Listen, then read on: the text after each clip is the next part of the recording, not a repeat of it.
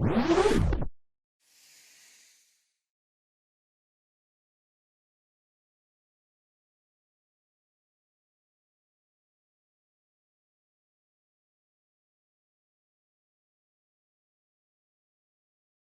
everyone, welcome back to Carbon Copy. Today we have with us a special guest. He is the founder and CEO of Alpha Rubber, a 30-year-old successful and prestigious automobile and robotic industry in Tamil Nadu. Welcome Mr. Srikanth. How are you today? We are kind of settled into this lockdown phase and trying out different facial styles and hairdos, as you can see. So being a veteran entrepreneur and having successfully built a business empire, could you walk us through your journey to get to where you are today? Graduated from BITS Pilani in 92 and I completed my master's in management from there in 94. Since when I've been sitting in Alpha Rubber running this company with my father. He started this company in 88 when I went to college, and after I finished college, I joined him. I pretty much been there for almost 26 out of the 30 years of the company. I've been in the hot seat with him. From 97, I've been full time running the company. He had to go for some other responsibilities and for a 5 year period in between. And we make small parts, precision parts for the automotive sector. And right from day one of our mantras has been to be customer focused and customer supportive in terms of the service requirements, meeting their expectations.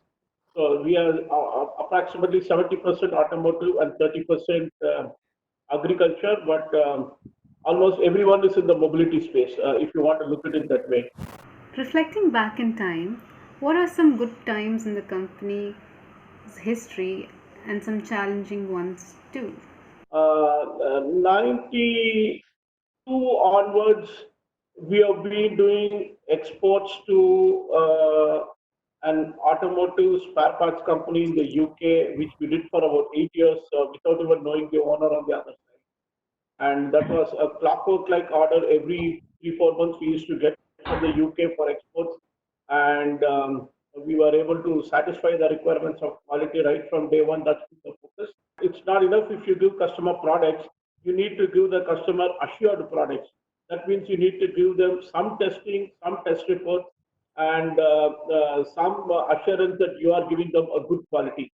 So this is what has been ingrained in our company right from day one, which we have been following. 96, when my father was invited by our biggest customer to receive an award, which they were giving for our quality for the first time, we were doing a turnover of 2 crores, or let me say 1.5 crores per year. We were very, very small. The two companies on either side of my father were doing 500 crores each those days. So he asked the customer, "Are you telling me that you want me to sit on stage with these two giants?" The customer replied, "Sir, you should be proud that your quality matches matches what they supply to us. You should be proud. We are proud of you." I went to receive the next quality award. The chief executive of the company asked me, "How come whenever in our company we seem to give away an award, A for Alpha seems to be right on top? You are dealing with rubber, which is carbon, which is black in color. You're dealing with a lot of chemicals which are quite messy. You must be in a very messy type of operational procedure and requirements. How come you are coming forward to receive the award? How come my people are selecting you?" My only reply to him was, "Sir, if we have the heart to give you good quality, I think we will win all the awards that could ever give us." I think that was the confidence where I expressed for the first time in my life to my customer that the intention to give good quality comes from my heart, and that's the way my company culture is. Is that one of the reasons why you named your company Alpha Rubber? I didn't name the company. It was named way back in '87 when I was a kid going to school, and I was called into a room where there were a couple of family relatives sitting around the table and said, I hope you understand a bit of Tamil I can use. Yeah, so they said, "Then and the company RM Copy, I was reading novels, and so Alpha, Beta," and I said Alpha is number one. So let's go with Alpha is the way I put it at the stage. I never knew that I was going to run the company for 5 years down the line by myself, but that was the thinking in those days, how the naming was done. No, because that coincidence is really great. What advice would you give upcoming entrepreneurs in the field of manufacturing? I will always encourage upcoming entrepreneurs to come up with trying to go back to the basics which this country requires, that is manufacturing.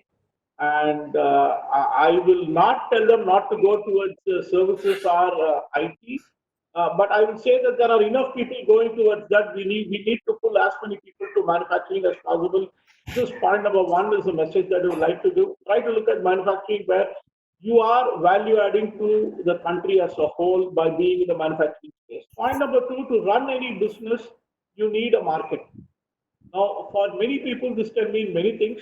In the world of industrial marketing, the selling to the OEs, that the phase we are in, I would like to say that try to find a godfather who helps you put systems in place, and he will also tell you that I will take your product because I believe that you will deliver a good product.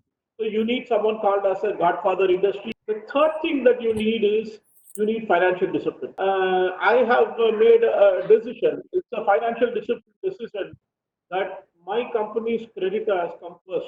This means that my banker is happy. This means my supplier is happy. And it doesn't mean that anyone else is starving because of these decisions. But these are prudential decisions that you need to do, the belt tightening that you need to do. So this is something that I would like to warn a small business entrepreneur. That was actually very thought out. I hope those who are listening to this actually take out some good references, advice from this. How has the lockdown changed business for your company as of now? It has turned us upside down, and I still don't know what's the right way up. That's the state we are in. So when you're asked to close, then I don't produce anything. I have about 80 people sitting idle in their houses, and because we are not a big IT company or a big manufacturing firm which does design or which does projects, where at least a few people can sit at home and work remotely. We make automobile parts. So if my factory is shut, we don't make parts. That's it. So the entire lifeline of the way we are used to operate is gone. It's a different story that this is not happening in Chennai, and we are still closed. But if you ask the way out of it, the hard truth is we don't know anything else to do. I mean, I have an investment of 4 crores in plant and machinery of a certain kind. That is on inside a building in a landed building worth another 2 crores. My entire money is in this company. There is no reinventing. You can only do what you can. Probably we may, come up with small automation issues, and so that we can less dependent on the labor.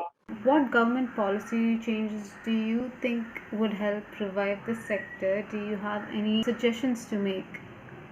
I think this is a time when the government should look at those issues out of the box. I have 80 people to 80 people, and the way I always say 80 people, I have 80 families to feed. I have electricity minimum expenses to pay. There is a security service sitting in my factory. All these expenses, fixed expenses, are there without a single income any side from our for us. They have always been putting the onus on the industry, saying that you are an anytime money making machine, ATM in that sense, and anything and everything was increase the taxes or dump it on the industry will bear it. We are now at a stage where the industry cannot bear. We are now beggars in front of the government, saying that if you don't help me pay salary and wages to my employees with zero income, I think then if I close, it's 80 families on the road. That's from one company. There are a lot of companies. We talk of 48% of the Indian economy coming from MSMEs. We talk of 90% of the output coming from MSMEs, and such kind of numbers are being talked about. The entire MSME machine will come to a halt. So the entire industry is looking for a handout from the government.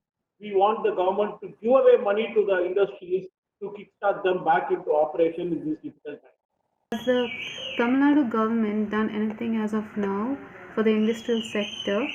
Most of the activities are central government based, and that is the bank and the RBI governor's announcements that are made. But the Tamil Nadu government per se has not done anything so far.